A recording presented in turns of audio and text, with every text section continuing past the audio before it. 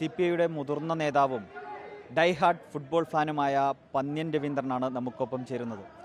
സഖാവേ, world cup വരാൻ വേണ്ടി പോവുകയാണ്. എന്തൊക്കെയാണ് പ്രതീക്ഷകൾ? ഇത്തവണ നല്ല മത്സരങ്ങൾ നടക്കും. കഴിഞ്ഞ തവണത്തേക്കാളും ഇപ്പോൾ കൂടുതൽ കളി വരുന്നുണ്ട്. കഴിഞ്ഞ തവണത്തേക്കാളും ടീമുകൾ കൂടുതൽ വന്നല്ലോ. 32 ഉള്ളത് 48ആയി. അപ്പോൾ കൂടുതൽ കളി നടക്കാനുള്ള ചാൻസ് ഉണ്ട്.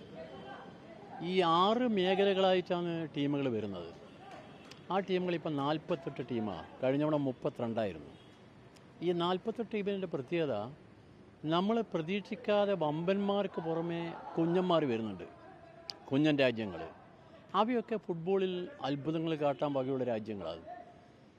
ആ അത്ഭുതങ്ങൾ കാട്ടുന്നതിന് നമ്മുടെ മുമ്പിൽ പ്രധാന രാജ്യങ്ങളുടെ നിൽപ്പ് കൂടിയുണ്ട്. ഇപ്പോൾ ഒന്ന് കഴിഞ്ഞ തവണത്തെ ചാമ്പ്യന്മാർ അർജൻറ്റീന.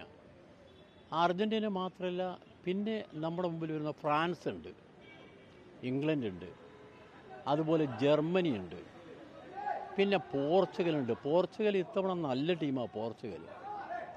ഇതിനെല്ലാം പുറമെ മറ്റ് രാജ്യങ്ങളെല്ലാം പലതും വരുന്നുണ്ട്. ഈ വരുന്ന രാജ്യങ്ങളിൽ ആര് ജേതാക്കളാവും എന്നുള്ളതിനെപ്പറ്റി കൃത്യമായി പറയാൻ ഇപ്പോൾ എൻ്റെ ഒരു ആനുകൂല്യം ബ്രസീലിനോട് അനുകൂലിച്ചാണ്. ഞാൻ പഴയ കാലത്ത് ബ്രസീലിനെ അനുകൂലിക്കുന്ന ആളാണ്. കാരണം ബ്രസീലിൻ്റെ കളിക്കൊരു പ്രത്യേകത എന്തായിരുന്നു? സാമ്പ നൃത്തത്തിൻ്റെ ചുവടായിരുന്നു അവരുടെ കളി. അവരവിടെ പ്രമുഖമായ ഒരു നൃത്തമാണ് സാമ്പ നൃത്തം. ആ കളിയിൽ നിന്നും അവർ മെല്ലെ മെല്ലെ മാറി മാറി വരും. ഇപ്പം അവരുടെ കളി കണ്ടിട്ട് നമ്മൾ ഇന്ത്യയിൽ ആ കളി ഇവിടെ കൊണ്ടുപോയി പകർത്തി. അത് MRC വില്ലിംഗ്ടൺ ആയിരുന്നു.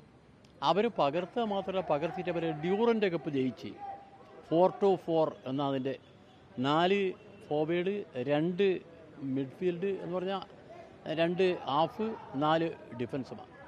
അതിൽ നിന്ന് മാറി ഇപ്പോഴും നമ്മൾ മിക്സഡ് ഫോമിലാണ് ഇപ്പോൾ കളിക്കുന്നത്. ആ മിക്സഡ് ഫോമിൽ എന്താ പ്രത്യേകത? ഈ കളിക്കാരെല്ലാം മുഴുവൻ സമയവും വിശ്രമമില്ലാതെ കളിക്കുന്ന ആളുകളാണ്. പഴയ കാലത്ത് ചിലപ്പോൾ ചില ആളുകൾ നിന്നിട്ട് ബോൾ വാങ്ങുന്നതാണ്, ഇപ്പോൾ അത് പറ്റില്ല. അപ്പം അങ്ങനെയുള്ളൊരു കളി നടക്കുമ്പോൾ ഈ അർജൻറ്റീന എന്ന് പറയുന്ന രാജ്യത്തിനൊരു വലിയ കാര്യമുണ്ട്. അവരെ കളിക്കാരെല്ലാം, അർജൻറ്റീനയും ബ്രസീലും അതുപോലെ പിന്നെ ഈ നമ്മുടെ റൊണാൾഡോയുടെ പോർച്ചുഗലും, എല്ലാ രാജ്യങ്ങളിലെയും കളിക്കാർ വിദേശത്ത് പല ടീമുകളിലും കളിക്കുന്നതാണ്. ആ കളികൾ ഇപ്പോൾ എല്ലാം കഴിഞ്ഞു. ആ കളികൾ കഴിഞ്ഞ് നോക്കുമ്പോൾ ലാലിഗ കഴിഞ്ഞു, അവിടെ ബ്രസീൽ ജയിച്ചു. അല്ല, ഇവർ പിന്നെ നമ്മുടെ ബാഴ്സലോണ ജയിച്ചു. അങ്ങനെ ഓരോ ടീമുകളും ജയിച്ച് വന്നു. ആ കളിക്കാർക്കൊക്കെ ഇതുവരെ കളിക്ക് വിശ്രമമില്ല. നമ്മുടെ നാട് തമ്മിലുള്ള വ്യത്യാസം എന്താ? നമ്മുടെ നാട്ടിലൊരു 3 മാസം കളി 9 മാസം നടപ്പാം. അവിടെ 9 മാസത്തിലധികം കളിയാണ്, കളിക്ക് വിശ്രമമില്ല. അപ്പോൾ കളിക്കാരൻ്റെ ശാരീരിക ഘടനയിൽ എല്ലാ മാറ്റങ്ങളും വരുന്നതിന് ഫുട്ബോൾ സഹായമാകും. അതുകൊണ്ട് ഇത്തവണ നല്ല കളി കാണാം. എനിക്ക് തോന്നുന്നത് സ്പെയിനും അതുപോലെ തന്നെ അർജൻറ്റീനയും ബ്രസീലും, എന്തിന് നമ്മുടെ ഫ്രാൻസും എല്ലാം പ്രധാനപ്പെട്ട ടീമുകളാണ്. ഇപ്പോഴും പറയുന്നത് മെക്സിക്കോ നല്ല ടീമാണെന്ന് ഇപ്പോൾ പറയുന്നത്. മെക്സിക്കോയിലെ പുതിയ ലിസ്റ്റ് വന്നപ്പോൾ. അപ്പോൾ ആ ടീമുകളെല്ലാം വരട്ടെ. ഇത് നമ്മൾ കണക്കൂട്ടുന്നത് എങ്ങനെയാണെന്ന് പറഞ്ഞാൽ, പ്രധാനപ്പെട്ട പ്രൊഫഷണൽ ടീമുകളുടെ കളിക്കാരുടെ പാർട്ടിസിപ്പേഷൻ കൊണ്ട് കണക്കൂട്ടുക. ഇനി കളിയൊന്ന് ഗ്രൗണ്ടിൽ ഇറങ്ങട്ടെ, ഗ്രൗണ്ടിൽ ഇറങ്ങുമ്പോൾ നമുക്ക് കാണാം. ഒരു സ്പെയിൻ ഇത്തവണ കുറെ കൂടി കൗമാര താരങ്ങളെ ഇറക്കിയിട്ടാണ് വരുന്നത്. അതെ, ഉറപ്പാണ്. നിങ്ങൾ അവിടെ വരുന്ന ഈ 2 കൗമാര താരങ്ങൾ ഇപ്പോൾ വേൾഡിൽ വന്നിട്ടുണ്ട്. ഒന്ന് നമ്മളെ യമാൽ എന്ന് പറയുന്നത് ഏറ്റവും സ്മാർട്ടായി പിന്നെ പന്തുമായി പറന്നു പോകുന്ന കളിക്കാരൻ യമാൽ. വേറെ ഒന്ന് ഡംബാലെ. ഈ കളിക്കാരൊക്കെ നമ്മുടെ നാട്ടിലേക്ക് പുതുതായി വരിക. അവർ 18 വയസ്സിന് താഴെയുള്ള കളിക്കാരാണ്. പരിചയസമ്പന്നർ 40 വയസ്സിന് ശേഷമുള്ള കളിക്കാരുണ്ട്, 18 വയസ്സിന് താഴെയുണ്ട്. അതുകൊണ്ട് കളിയുടെ വലിയ പൂരമായിരിക്കും. ഈ പൂരത്തിൽ ഏതൊക്കെ കളിക്കാർ ഇപ്പോൾ മുതിച്ച് കയറി വരുമെന്നുള്ളത് നമുക്ക് കാത്തിരുന്ന് കാണാം.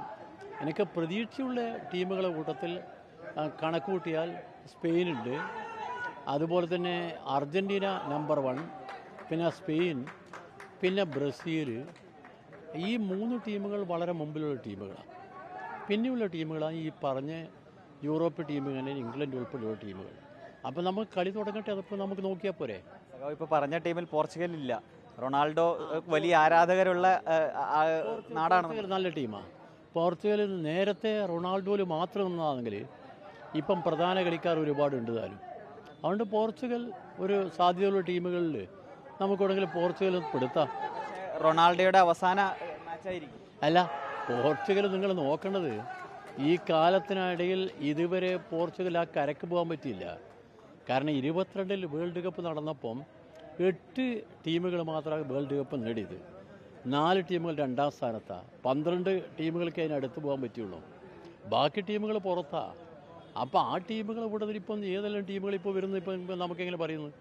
നമ്മളിപ്പം ഖത്തർ നമ്മളെ ഉദ്ദേശിച്ച ഖത്തർ ഇങ്ങനെ കഴിഞ്ഞ തവണ വേൾഡ് കപ്പ് കഴിഞ്ഞതിന് ശേഷം അവർ വളരെ ശ്രദ്ധിച്ചുകൊണ്ട് ടീമിനെ ഇങ്ങനെ മെച്ചപ്പെടുത്തി കൊണ്ടുവന്നിരിക്കുക. അവർ നാളെ അതുമായിട്ട് വരുമ്പോൾ എങ്ങനെ ഇരിക്കും?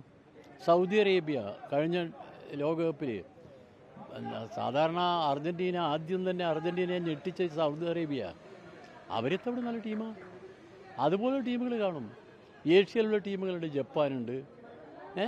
ഈ ടീമുകളൊക്കെ വരുന്നുണ്ട്. നോക്കാം നമുക്ക്. റൊണാൾഡോയ്ക്ക് ഇത്തവണയും ഒരു കപ്പില്ലാതെ ഫുട്ബോൾ മത്സരത്തിൽ നിന്ന് വിരമിക്കേണ്ടി വരുമോ? റൊണാൾഡോക്ക് കപ്പ് കിട്ടാൻ ഒരു ചാൻസ് ഞാൻ കാണുന്നില്ല. ഇത് കപ്പില്ലാതെ കരിയർ അവസാനിപ്പിക്കേണ്ടി വരുമോ എന്നെനിക്ക് തോന്നുന്നു റൊണാൾഡോ. പക്ഷേ അദ്ദേഹം ഒരു വാക്കുകൂടി പറഞ്ഞു, ഞാനിപ്പോൾ നിർത്തൂല്ല, അടുത്ത ലോകകപ്പ് വരെ കൊണ്ടുവന്നു. ഒരു തവണ പത്രക്കാരോട് പറഞ്ഞു. അങ്ങനെ പോകേണ്ടി വരും എന്നെനിക്ക് തോന്നുന്നു. റൊണാൾഡോന് എന്തായാലും പോർച്ചുഗൽ ഈ കപ്പടിക്കുന്ന ഒരു ടീമിൻ്റെ കൂട്ടത്തിൽ ഇപ്പം വരുന്നില്ല എന്ന് എൻ്റെ ഒരു ധാരണ. ഇനി നമുക്ക് കാത്തിരുന്ന് കാണാം. അതുപോലെ ഫുട്ബോളിന് വലിയ രാഷ്ട്രീയമുണ്ടെന്ന് എപ്പോഴും പറയുന്ന ഒരാളാണ് സഖാവ്. അത് ഇപ്പോൾ ഉള്ള ഒരു വർത്തമാനകാല സാഹചര്യവും ഇപ്പോൾ വേൾഡ് കപ്പ് വരുന്ന കാലത്തിൻ്റെ ഒരു പ്രത്യേകതയും കൂടി ഉണ്ടല്ലോ. യുദ്ധം ഇങ്ങനെ കൊടുമ്പിരി കൊണ്ട് നിൽക്കുന്നു. അപ്പോൾ ഈ പൊളിറ്റിക്സ് കൂടി ഫുട്ബോളിലേക്ക് എങ്ങനെയാണ് സന്നിവേശിപ്പിക്കുന്നത്? അല്ല, നിങ്ങൾ അത് ശ്രദ്ധിക്കേണ്ട കാര്യം, ഈ ലോകത്തിലുള്ള രാഷ്ട്രീയ പാർട്ടികൾ കക്ഷി രാഷ്ട്രീയം നോക്കിയല്ല. ലോക രാഷ്ട്രീയം എന്ന് പറയുന്നത് മനുഷ്യൻ്റെ ജീവിതമാണ്. ആ ജീവിതത്തെ ചൂഷണം ചെയ്യുന്നൊരു വലിയ വിഭാഗമാണ് സാമ്രാജ്യത്വം. ആ സാമ്രാജ്യത്വത്തിൻ്റെ നേതൃത്വമാണ് സാക്ഷാൽ അമേരിക്ക. അമേരിക്ക എല്ലാവരും വിരട്ടി നിൽക്കുക. ലോകത്തിലെ 8 രാജ്യങ്ങൾ മുഴുവൻ കൈവശപ്പെടുത്തിക്കൊണ്ട് ആ രാജ്യങ്ങളെ വരുതിയിലാക്കാൻ അമേരിക്ക ശ്രമിക്കുന്നത്. ഈ അമേരിക്ക സാമ്രാജ്യത്വം എന്ന് പറയുന്നത് അങ്ങനെയുള്ളൊരു രാജ്യമാണ്. അപ്പോൾ ആ അമേരിക്ക സാമ്രാജ്യത്വത്തോട് പോരാടാൻ ഇന്ന് ലോകത്തിൽ ആർക്കും പറ്റുന്നില്ല. നേരത്തെ സോഷ്യലിസ്റ്റ് രാജ്യങ്ങളുണ്ടായാലും ഇപ്പോൾ പറ്റുന്നില്ല. എന്നാൽ അമേരിക്കൻ പ്രസിഡന്റ് ട്രംപിനോട് നിൽക്കട എന്ന് പറയാനുള്ളൊരു ധൈര്യം ആർക്കാണ് ഉണ്ടായത്? ഫിഫക്ക. എന്താ കാര്യം? ഇറ്റലിയെ എടുത്ത് ഇറാനെ ഒഴിവാക്കുക എന്നാണ് പറഞ്ഞത്.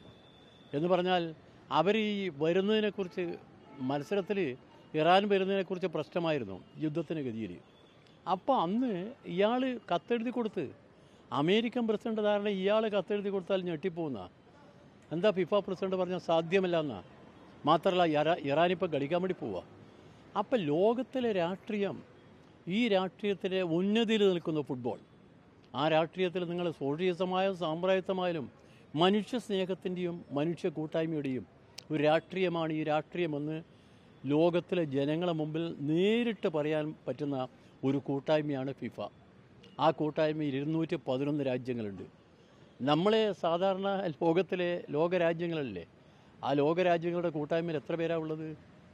എന്നാൽ ഇവിടെ 211 എന്ന് പറഞ്ഞാൽ വേൾഡ് ഇൻ്റർനാഷണൽ എന്ന് പറയുന്നത് ഇതാണ്.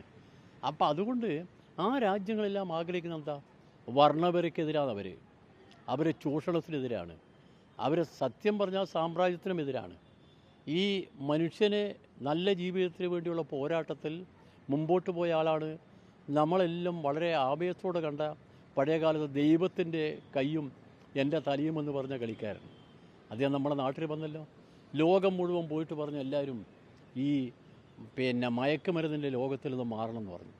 അപ്പം അങ്ങനെയുള്ള ഈ ഫിഫ ആരെ മുമ്പിലും അടങ്ങില്ല, നീതിയുടെ മുമ്പിൽ മാത്രം, നീതിക്ക് വേണ്ടി മാത്രം പോരാടുന്നത്. അതുകൊണ്ട് ലോകരാഷ്ട്രീയത്തിൽ വളരെ പ്രധാനമാണ് ഫിഫ എന്ന കാര്യം മറക്കരുത്. സാമ്രാജ്യത്വത്തിന് ഭയമുള്ളതും ഫിഫയാണ്. അമേരിക്കൻ സാമ്രാജ്യത്തിന് ട്രംപിന് ലോകത്തിൽ ഭയമുള്ള ഏക വിഭാഗം ഫിഫയാണ്.